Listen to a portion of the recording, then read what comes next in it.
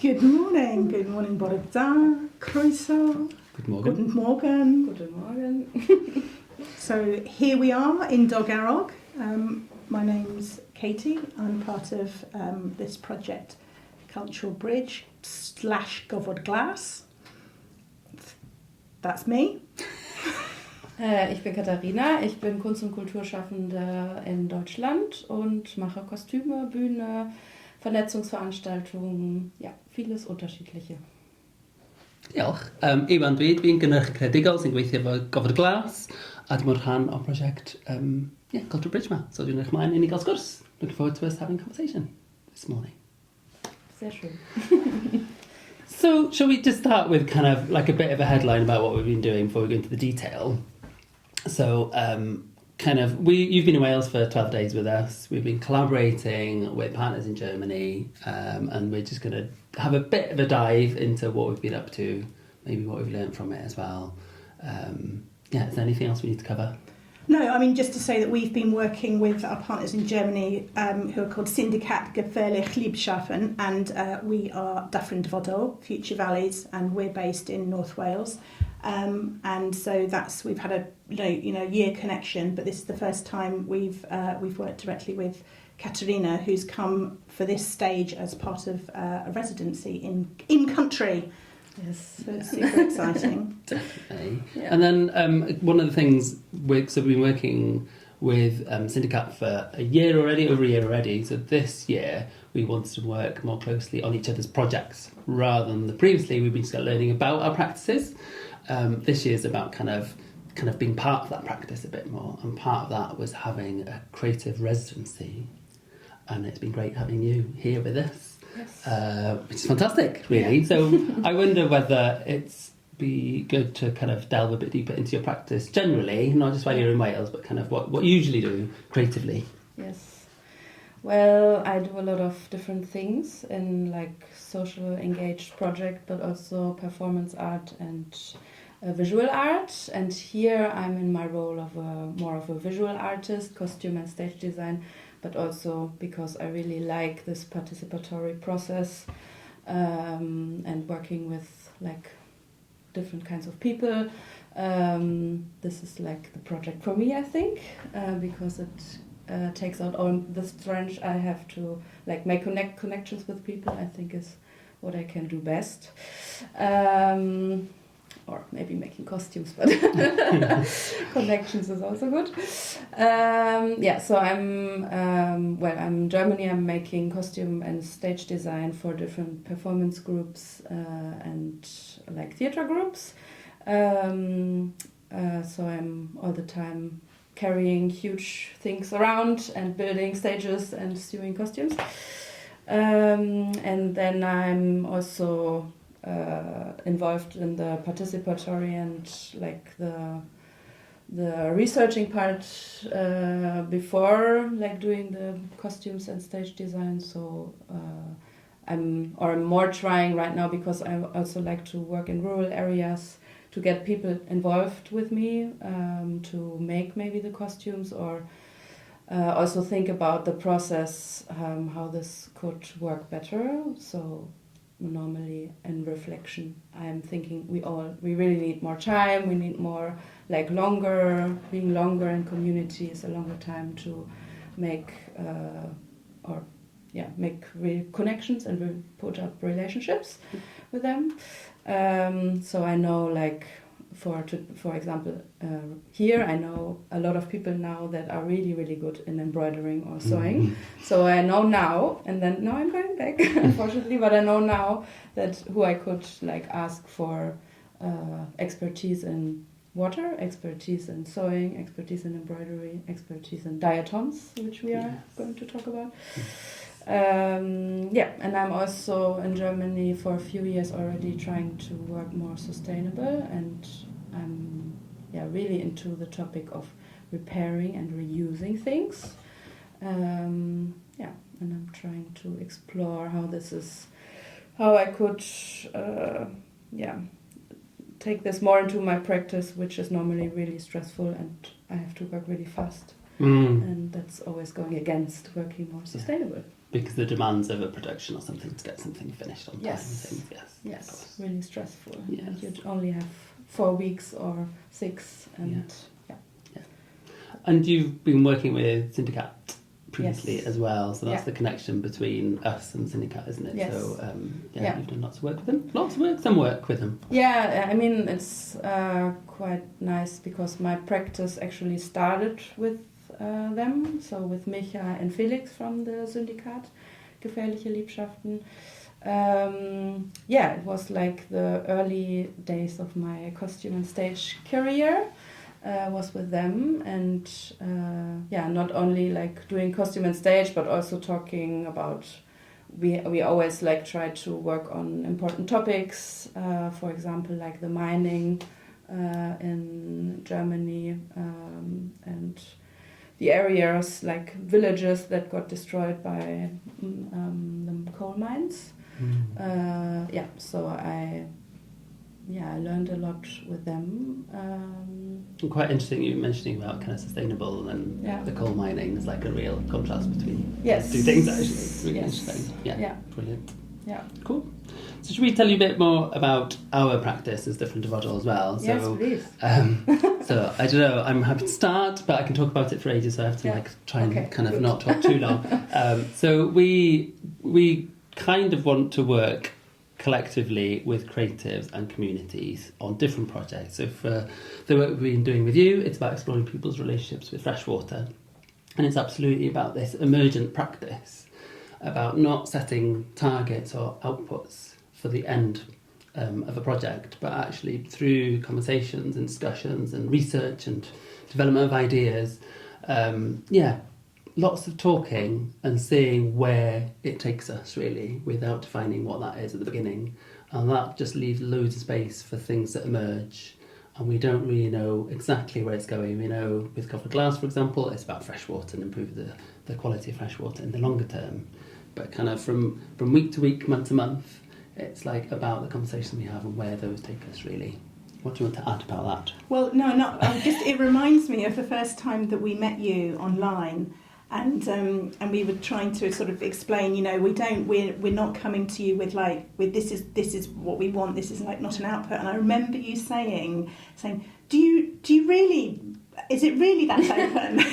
Because you were like a bit like incredulous about this kind of like, and we're like, we've got some ideas and we've got a bit of a framework about kind of ideally, we wanted to do something that links in with an existing kind of idea that we had, which was about inviting people to collect freshwater samples from our from Cymru catchment area, so the whole river system in our area. And we knew that we were collecting samples and we wanted some way of sort of displaying and archiving them, etc. But that was it.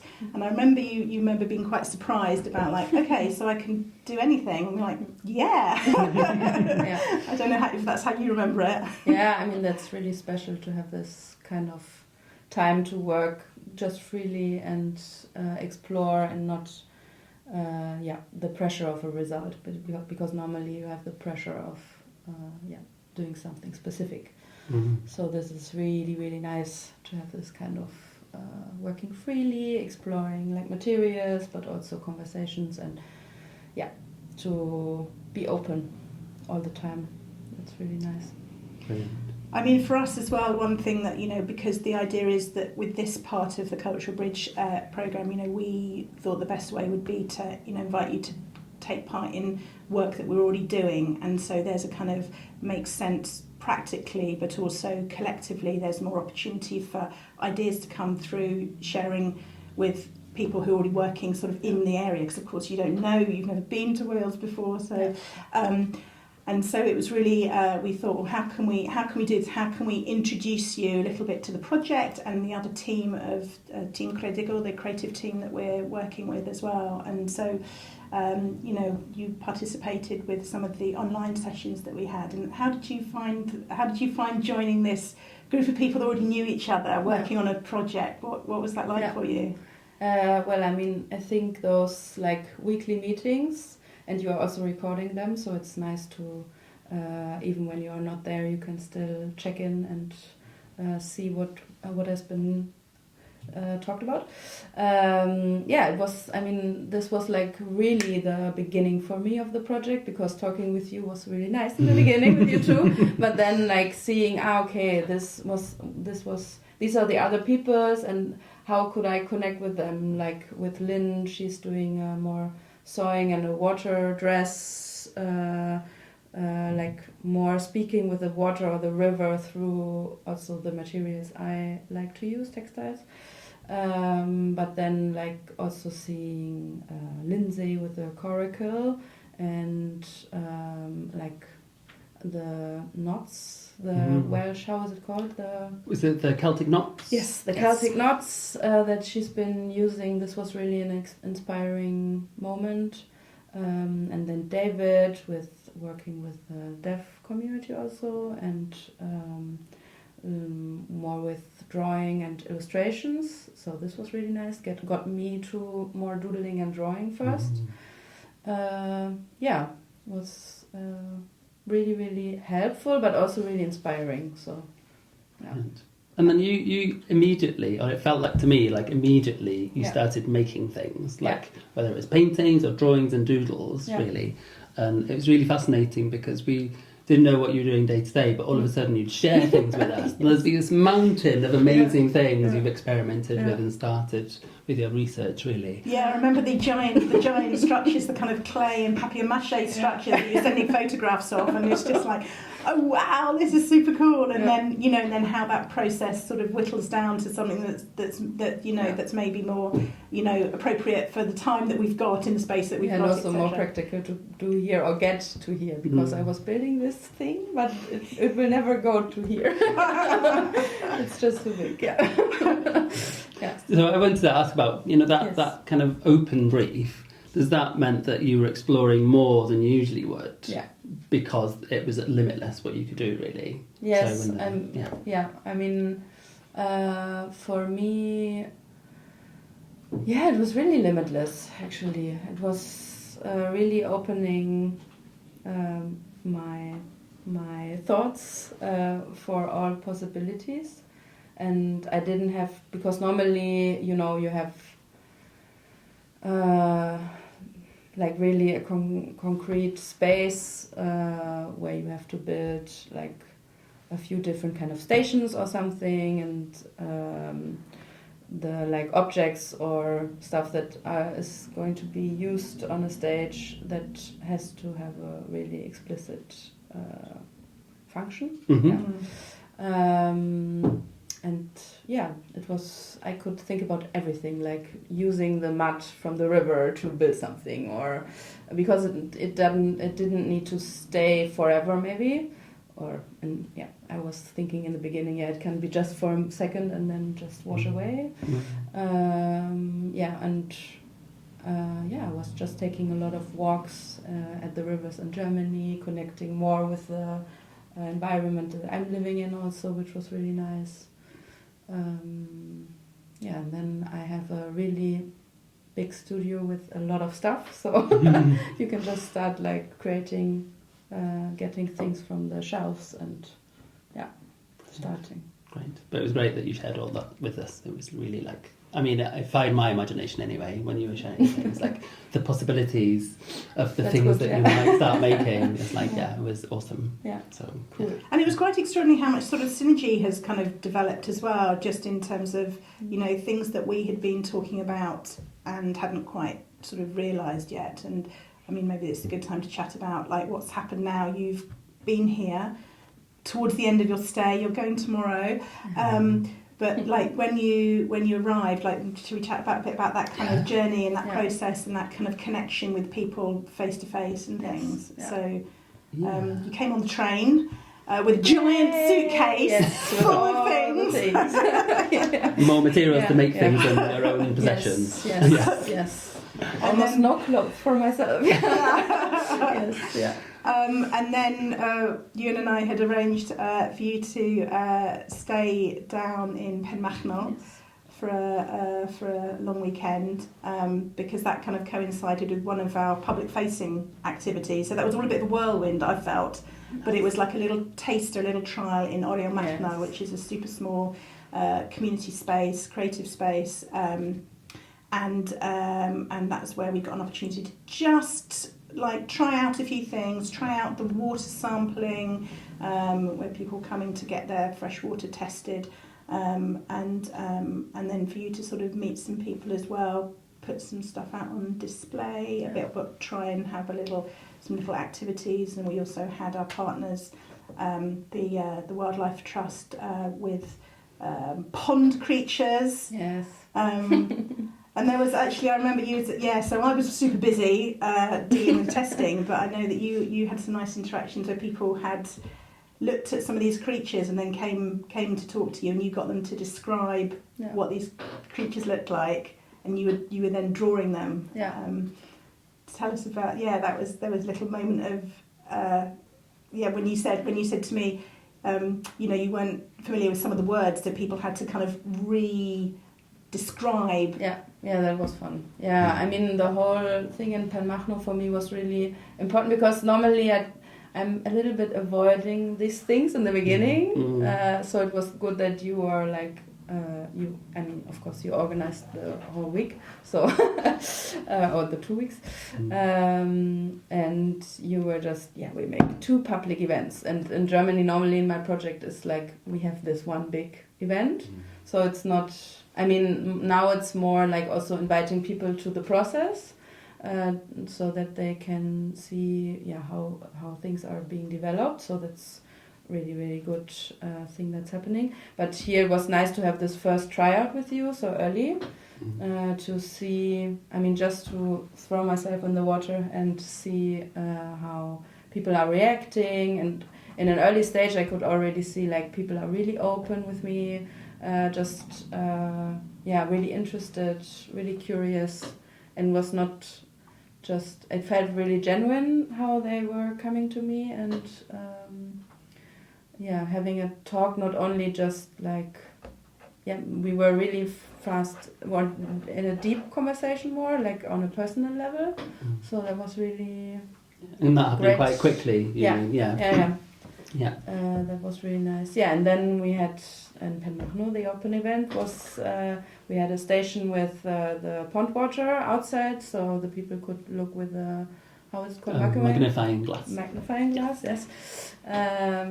For the little creatures. And then, also for children, but also for adults was, a really old man was saying, "This is crazy. I've never seen this." That was a lot of fun.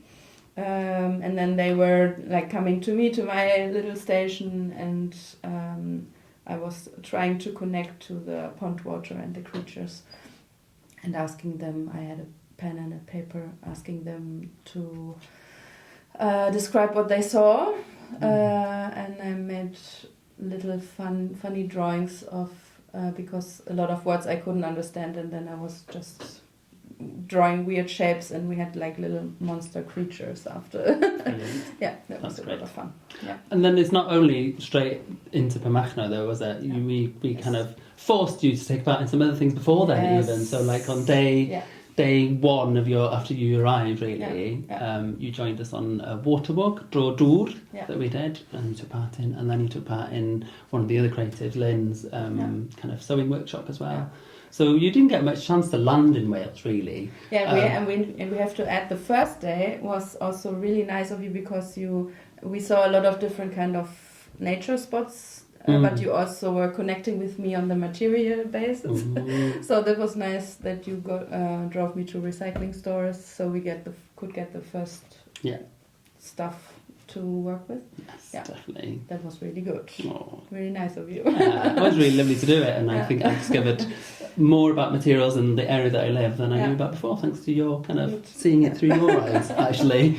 And me, that's really nice. It's like, oh my god, you could do this with this. And that's really refreshing and really kind of creative.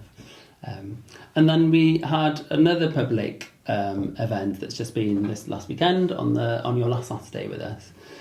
So we've moved to Dolgarrog now. We have moved to Dolgarrog. Yeah. Good point. Yes, Yeah. that we have moved from Pamachno. Yeah. But kind of it feels like it's not just this public-facing event that happened. Yeah. There's all these interactions that you had with different people in the communities and beyond, kind of leading up to Pamachno. And I think, I don't know... Dolgarrog. Yeah, Pamachno and Dolgarrog. Dolgarrog. So I think it happened in Pamachno, sorry. where there was people that you met, Yes. and there was a public event.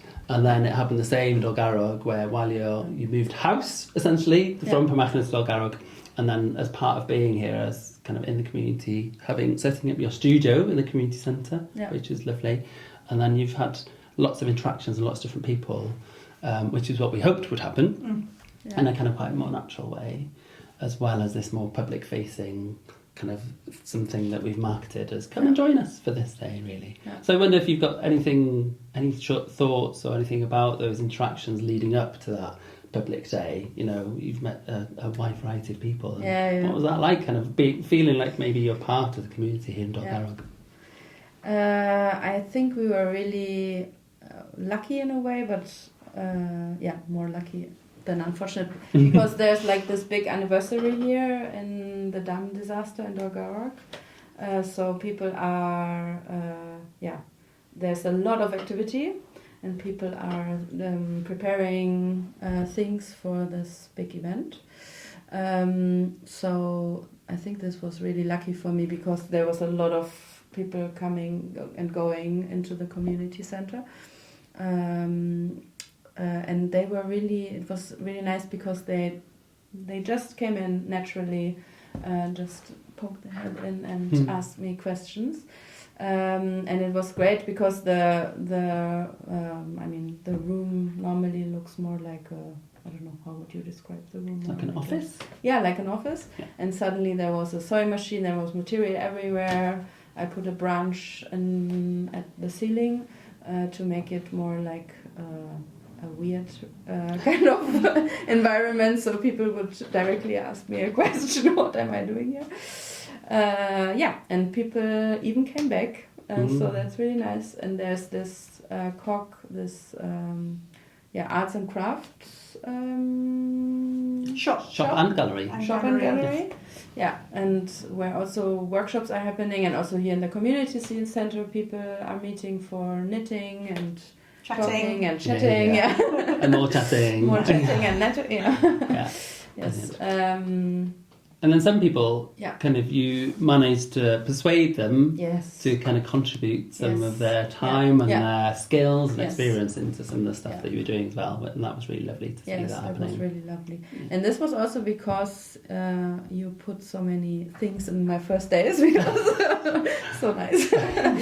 So the Saturday we went on the water walk, which was really great, but also we went to the sewing workshop in Cog. Yeah. So it was already like my first experience here in Dolgarrog, and meeting people here. So this was also really important, because it established more a relationship for me to come back here and connect already to the people I met on the Saturday.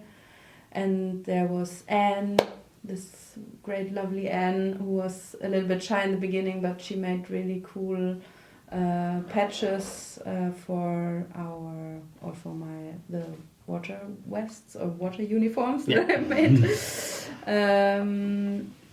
So, and it's just nice, because they were really open just to share their contacts with me, and I was just messaging them on WhatsApp and trying. Another person came here for sewing, helping me, and it was great that we had the opening hours during the week, where people could just drop in, say hi and ask. And then that led up to Saturday, where we had like open doors. We had yourself and some other creatives from Gobble Glass in the community centre here. What was it like? Very busy. I didn't think that so many people would come. It was really we had these different kind of stations, again the pond water, but then I think for me in this time was the great thing was that this is like arts and culture meeting people from villages, but also bringing them in contact with scientists and the wildlife trust, So that was really nice to have Win there with he's a science expert or expert on diatoms, living in our waters. So the diatoms, quite a lot of people have never heard of diatoms before. And including me. Including you. Okay. So these are these like microscopic creatures that you cannot see unless you use a very high-powered microscope. Yeah. And they're utterly extraordinary, aren't they? Yeah. With these incredible shells, which are kind of glass-like, but they're all sorts of very geometric patterns, and they're just mind-blowing. It's impressive that they are building their shells and houses just themselves. Little crazy architects. And so obviously what's important about them is that they can indicate the health of fresh water. And so this is like something that people really don't know about because you can't see them. But when you look at them, like, with the microscopes, you just think, oh my goodness. So a lot of your inspiration came from these creatures. Yeah, from diatoms and algae. Yeah. So it was great to meet Win, and I think also because Win is a really engageable, or how do you say that? Engaging person with lots and lots of years of experience, and really, you can feel the fascination for diatoms, for his practice. So it was. Everybody was just standing around the microscopes, and he was sharing really interesting stories and made it really easy for people to access his knowledge also, because he was really good at explaining. So this was a win for me also. A win for Win. Yes, a win from Win.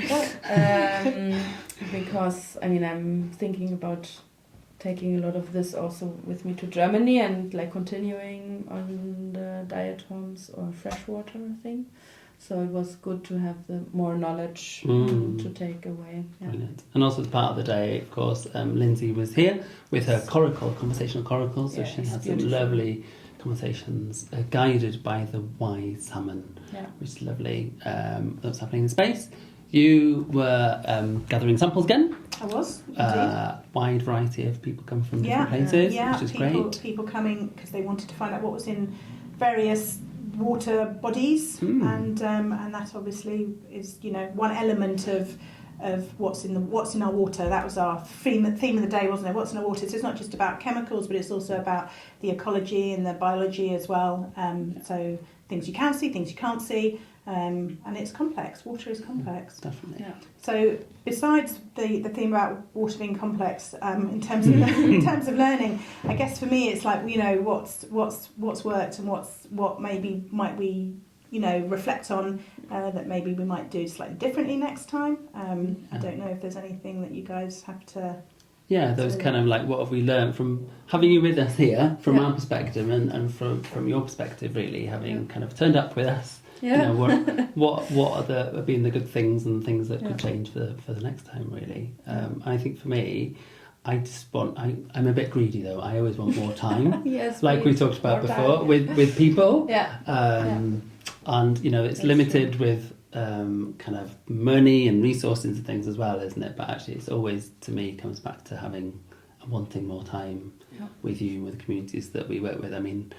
The event on Saturday, that would be great for a week, wouldn't it? I could just stay there for a week learning, really. But I think one of the things for me is more time. But I think that's always one of the things I say. I think it is. So maybe that's not very useful learning from it. But I've something for me, just a little thing, is just that because you're from outside the area, you can just develop a relationship in a different way with people, and spark up conversation. And actually, something that you sort of said about just having conversations with people in random places about what you're doing. Yeah, it was fun. I just talk to everybody about it. But then people kind of want to know more, and you kind of said, oh well, if I had a little leaflet about what I was doing, then I could have just passed it on. Something like that. We've got our little stones, haven't we? But that's maybe we should get them out more a bit. But we've got these lovely little pebbles with our website on and such like. But so that's kind of because it takes someone from outside to kind of go, oh, this is my interaction with people, and actually this could have been useful. So I just plant that as a kind of maybe we could do a bit more of that. Definitely. In terms of sharing that things. So what about your experience with us? Kind of during 12 days-ish in total it'll be when you leave tomorrow. What are your kind of reflections and learnings from your time? I think the big thing is really like the connection of science with art, culture, and this social engagement work. This is something I would like to continue with, because giving science like a different kind of voice to speak about knowledge and the things normally a lot of people don't understand, but they're really important to understand. So I would like to explore more with this, because for me we had also like a little clay station doing like the diatoms or the pond creatures children and also adults could do in clay or like different kind of figures, but it was not so easy to, because I wanted to have a conversation about diatoms and water, but the children they just didn't want to hear it. They didn't want to listen. So this is what I was thinking, how, I mean, with the images under the microscope it worked really great, because this was just fascinating. So yeah, I'm thinking about how I can reproduce that with material or my practice more. And of course I also want more time. That would have been lovely. Because I think there was a lot going on, and I really felt I needed all the interactions, but I think I also would need a day off for just being with my thoughts. So just giving it like a day of rest, and then because I feel the thoughts are getting better when you just leave them for a day alone also. And I'm really impressed by, or I want to do more things internationally maybe, because it's really nice to be in a place where people are just genuinely curious about you and you can just enter every space without like pre-assumptions. Because I have no idea about the history of this place, and people just start talking with me and telling me about the history of the Dolgarrog, but also the history or their lives and their interaction with water. And they are just coming back, bringing me materials that I needed. They are just really nice with me. So that is, and it's easy for me to engage with them. Or it was this week. Maybe it's not in every place, but Welsh people are. It was really great. Yeah. Great. Any more reflections or things that we want to share with each other before we bring the conversation to a close? I quite like the fact that we have, although it's been hard, long hours, lots of conversation. It's been quite exhausting, but actually there is something to be said for having a bit of a focused period of activity, because it just generates more things, doesn't it? And actually the fact that we did arrange to kind of commit to having 2 public-facing events, and it brings other people in as well. And so that's been really, really good to just have that focus as well. So I just put that out there. And just a massive thank you Yes, to you, because it's been Dankeschön. It's been amazing working with you. And let us work together again in future. Yes. Amazing. Thank you. Thank you. Thanks for the conversation. Thanks. Thank you. Thank you.